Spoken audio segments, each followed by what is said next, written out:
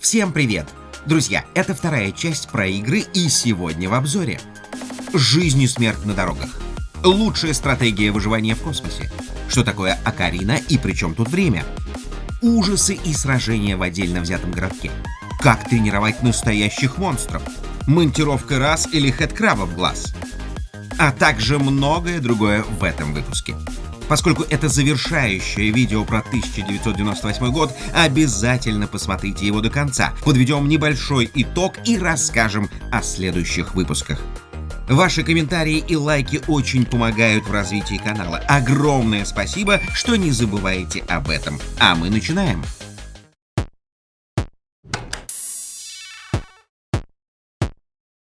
Величайшая игра века, лучшая игра десятилетия, самая популярная новинка года, одна из лучших компьютерных игр в истории. Все это про игру, которая изменила мир. Это космическая стратегия в реальном времени StarCraft от компании Blizzard. 3 эпичных мира, 3 великих расы и нескончаемая война. Игрокам предлагалось вступить в грандиозное сражение за одну из 3 рас, представленных разработчиками — терранов, зергов и протоссов. Фантастический мир был не так прост. В нем было множество различий, особенностей и правил. Прохождение игры за каждую из рас не было легкой прогулкой. В этом-то фанаты игры и видели неоспоримые преимущества новаторской космической стратегии. Компьютерная игра так понравилась геймерам, что ее жизнь продолжилась вне игровой вселенной. Написано множество книг, комиксов, изданы настольные игры, успешно продаются сувениры с символикой игры и игрушки с образами главных героев. StarCraft и в наше время живее всех живых. В мире регулярно проходят спортивные кибертурниры. Фанатские сообщества активно продвигают на рынке свою коллекционную продукцию. Гениальное творение молодых программистов 90-х из Blizzard уже перешагнуло время, и кто знает, какие еще сюрпризы ждут нас впереди.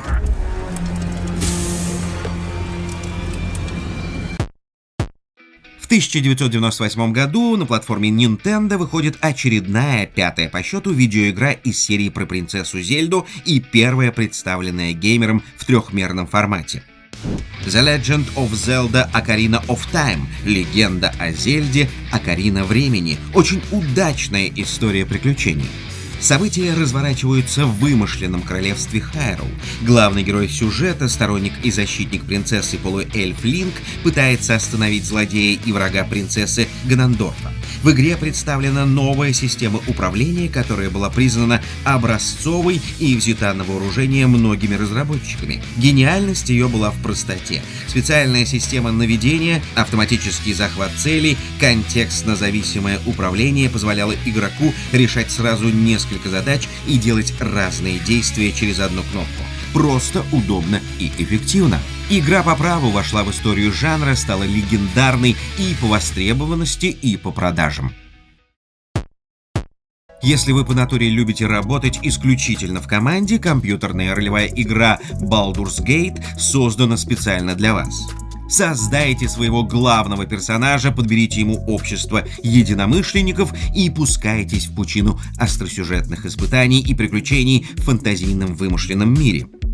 Множество вариантов брони и оружия, нескончаемое количество врагов, видов магического зелья и свитков с заклинаниями. Что еще нужно, чтобы с толком провести время и очистить вселенную от ужасных негодяев и отвратительных чудовищ? Baldur's Gate была презентована игрокам на платформе Windows и по итогам года получила множество лестных отзывов как от игроков, так и от критиков и журналистов. Коммерчески игра тоже не подвела, было продано больше 2 миллионов копий. Продолжаем вторую часть обзора лучших компьютерных игр 98 года и понимаем, что любую из игр нашего списка можно и нужно охарактеризовать всего лишь одним словом — шедевр. Да, это настоящие шедевры своего времени, которые нельзя повторить или превзойти. И одним из таких шедевров по праву является игра Half-Life, что в переводе звучит как «период полураспада». Сразу перед глазами создаются мрачные картины, разрушенные научные лаборатории, страшные последствия неудачного эксперимента ученых. Действие шутера от первого лица игры Half-Life происходит в секретном научно-исследовательском центре где-то в американских горах. Название центра соответствующее — Черная Меза. Основной персонаж повествования — молодой ученый Гордон Фриман. Его ждут суровые испытания и страшные приключения. Заранее скажем, что молодость в конце концов победит. Так же, как и победит игра Half-Life. Победит в жанре, победит в новизне, технологиях и подаче. Что же было в ней такого прорывного и инновационного?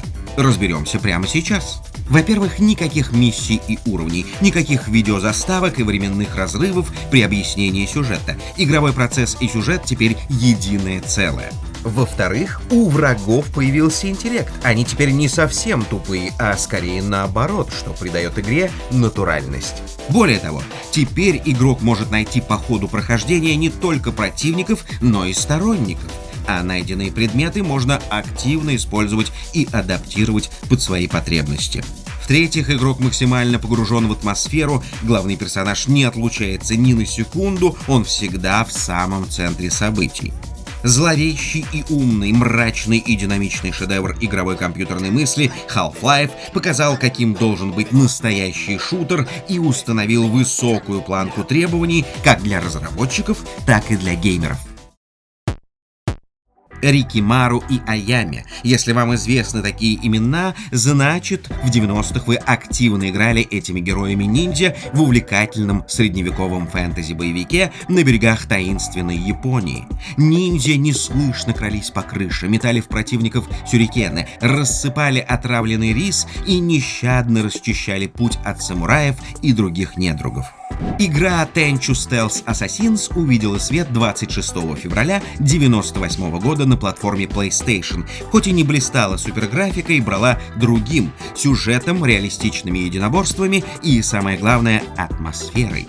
Характерные персонажи, такие как старый толстый ростовщик, бегающий за молоденькой девушкой, сладострастно источая противные стоны, или министр-коррупционер, сам делающий себе харакири в присутствии наемного убийцы Рикимару, только добавляли плюсы сюжетным хитросплетением. Остросюжетная история в жанре стелс-экшена была очень популярна в конце 90-х, и разработчики знаменитого в будущем Ассасина наверняка подчерпнули многое в этой игре. Еще одна известная стелс-новинка 1998 года, Thief the Dark Project, всячески поощряла игроков быть скрытными и незаметными. Главный герой, талантливый вор Гаррет, путешествует по локациям, противодействует боссу гильдии воров Рамирусу, узнает много нового о тайном ордене хранителей и даже временно теряет свой глаз в почти классовой и непримиримой борьбе с богом язычников.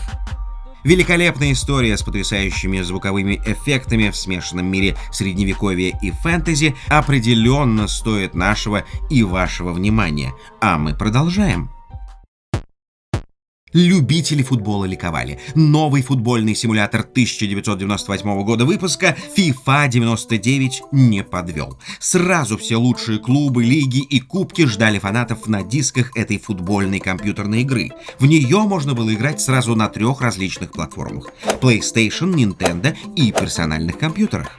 Новые уникальные лиги, прекрасная улучшенная графика, реалистичные формы команд. Любители футбола торжествовали. Геймерам симулятор давал возможность создавать свои собственные футбольные турниры и выбирать команды. Ликующие стадионы, настоящий спортивный дух и удовольствие от прохождения и побед. Все это FIFA 99. Друзья, напишите в комментариях вашу любимую игру 98 года, не забывайте ставить пальцы вверх и подписываться на канал, это очень важно для нас. Любишь ли ты ролевые игры так, как люблю их я? Давай сегодня ночью сыграем. Возможно, именно так обращался к своей супруге, дизайнеру Сурая Саги Тецуэй Такахаси, разработчик японской компании Square Co. Фантазии супругов привели к премьере замечательной фантастической ролевой игры Xenogears на платформе PlayStation с захватывающими приключениями на таинственной вымышленной планете. Эта игра по праву входит в 15 лучших игр на PlayStation. Супруги, правда, были немного расстроены. Свои разработки они придумывали для продолжения известного бестселлера Final Fantasy VII, но судьба распорядилась по-другому, и игру выпустили как самостоятельный продукт. Для Такахаси это был звездный час. Успех Xenogears сподвиг его к основанию собственной компании Monolith Soft, которая сейчас является разработчиком первого плана для Nintendo. Ролевые компьютерные игры. Японцы всей душой полюбили эту тему, и им не было равных в этом жанре в 1998 году. 30 сентября в США, а после и по всему миру, стартовали продажи компьютерного бестселлера «Покемоны», синяя и красная версии, Pokemon Red Version и Blue Version. В самой Японии геймеры уже 2 года как активно играли в карманных монстров, аккурат с февраля 96-го. Но теперь-то покемоны открылись остальному миру. Ура! Дети по всему свету сразу же стали великими тренерами и сосредоточенно воспитывали своих воспитанников-покемонов, готовили их к боям. В многопользовательском режиме играть было намного интересней. Можно было обменивать своих карманных монстров на монстров соперников. Среднестатистический школьник того времени просто бредил покемонами разных мастей и характеристик, тем более в Японии. В это же время выходит игра с желтыми покемонами Pokemon Alloy Version Special Pikachu Edition. Мир узнал Пикачу. Слово «покемон» стало где-то нарицательным, а где-то даже ругательным. Эх, были все же счастливые времена. Покемоны, к бою! Разработчики игры Banjo-Kazooie очень хотели повторить грандиозный коммерческий успех игры Super Mario, но не смогли. Марио остался неповрежден, а Banjo-Kazooie стала известна миру как еще одна очень добротная и популярная игра на платформе Nintendo. Симпатичные персонажи, медведь Банджо и птица Казуи сразу полюбились не только детям, но и взрослым. Соревнования и противоборства главных героев с ведьмой Грунтильдой на протяжении сюжета в 9 различных игровых мирах были потрясающе увлекательны. Головоломки, испытания, аркады. Отличное управление, превосходный звук, графика и дизайн, новинка компании Nintendo пришлась по вкусу многим. Коммерческий успех и отличные отзывы оставили эту игру на самых высоких строчках в игровых топ-парадах 1998 года. Еще одна гоночная игра на любителя появилась на полках игровых магазинов 30 ноября 1998 года. Игра Carmageddon 2 Карпокалипсис сегодня, где нужно было либо всех победить, либо всех сокрушить. А еще лучше победить и сокрушить одновременно. Уничтожение противников, пешеходов и даже животных в игре по ходу гонки только приветствовалось. Игроков ждали 29 гонок и 11 миссий. Автомобилю можно было улучшать броню, мощность и атакующие характеристики. Автомобильный апокалипсис под музыку группы Iron Maiden могли вынести не все. Но, судя по продажам, крепким психическим здоровьем в 1998 году отличались многие геймеры. Им эта игра, как говорится, и зашла. Одна из любимейших игр всех времен Tekken 3 или Железный Кулак 3 – знаменитая во всем мире история жанра файтинга, жанра поединка и единоборств, также вышла в 1998 году. Версия представила новинки: 15 новых персонажей, у каждого из них свой стиль, свои фирменные приемы и удары, улучшенная графика по сравнению с предыдущими версиями, усиленные комбо, великолепные удары в воздухе – все это Tekken 3. Арены единоборств располагались в разных локациях.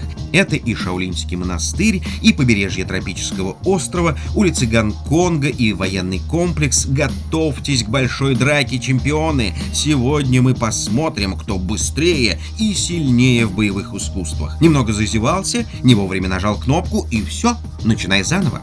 В Tekken 3 сражались всей семьей. Женщины выбирали Анну, Нину или Джулию, дети динозаврика Гона или деревянного человека, отцы семейств мощного Огра. Tekken 3 дарила людям положительные эмоции и по праву считается величайшей игрой в истории платформы PlayStation. 1998 год примечательный еще и тем, что стал годом начала упадка целого игрового жанра. Grim Fandango стала самой яркой трехмерной игрой компании LucasArts в жанре квест, и она же стала последней игрой этого жанра. Чрезвычайно красивая и стильная история в духе черного юмора про загробный мир и странствия Мануэля Калаверы, главного героя повествования, получила высокую оценку критиков и множество престижных наград индустрии. Но это уже никак не повлияло на закат жанра квест, и игра Grim Fandango сохранилась в истории как канон жанра и пример ушедшего славного прошлого. В жанре survival horror в стиле холодного липкого ужаса и страха в 1998 году вышли несколько игр. Остановимся на двух из них. Первая прошла почти незамеченной, зато вторая известна на весь мир. Parasite Eve 2 в переводе Ева-паразит вышла в упомянутом году на игровой платформе PlayStation. Стажер полиции Нью-Йорка Айя при посещении оперы сталкивается со странными и страшными событиями. Человечеству грозит опасность. Расследовать заговор митохондрий – ее главная миссия.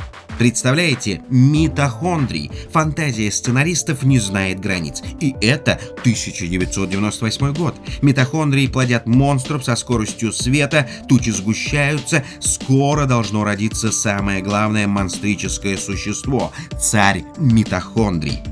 Вы думаете, митохондрии увлекли зрителей? Нисколько. Зато вторая игра, но о ней подробнее.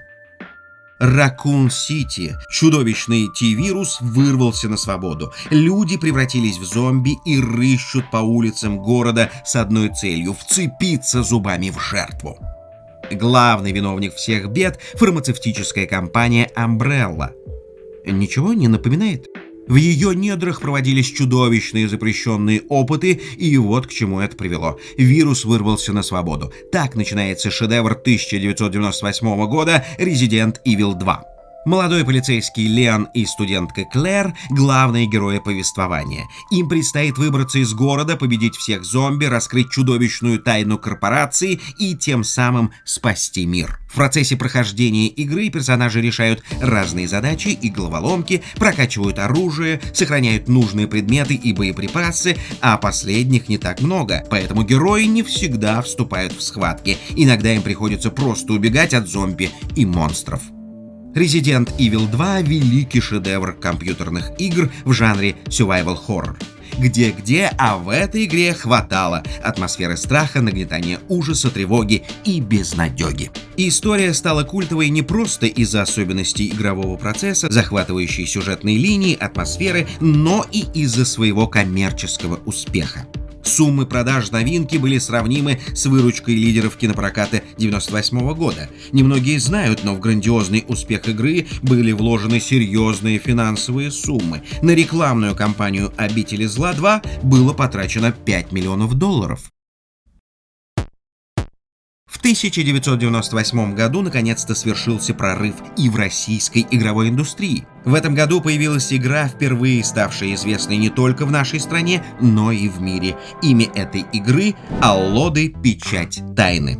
Аллоды – вымышленная вселенная, распавшаяся на миры в результате неудачных магических опытов и действий. В игре 4 главных персонажа – 2 мужчины и 2 женщины, воины и маги, 5 школ магии, 50 видов монстров, возможность участия в сетевой игре до 16 человек. Игра Аллоды по праву занимает свое достойное место среди игровых бестселлеров этого года. Друзья, пришло время подвести итоги обзоров на 1998 год и рассказать о следующих выпусках. Рассказывая о ярком и необыкновенном 98-м, мы старались донести до вас самые интересные и значимые события. События из мира спорта, науки и технологий, музыки, фильмов, театральной и общественной жизни, необычные рекорды, стихийные бедствия, отличные игры и многое другое вспомнили здесь вместе с вами за последние 5 обзоров. Мы постарались рассказать о самом интересном, но если что-то упустили, обязательно напишите в комментариях, что именно. Итак, пришло время двигаться дальше, и со следующего выпуска мы начинаем обзор 1999 года, последнего года 20 века, в котором ярких событий тоже было огромное количество, и мы постараемся рассказать о лучших из них. Если вам нравится наше путешествие в прошлое, не забывайте оценивать наши видео, пишите комментарии, жмите палец вверх и делитесь этим видео с друзьями. Только ваша поддержка определит, как далеко мы сможем пройти по пути воспоминаний. И до скорых встреч, друзья!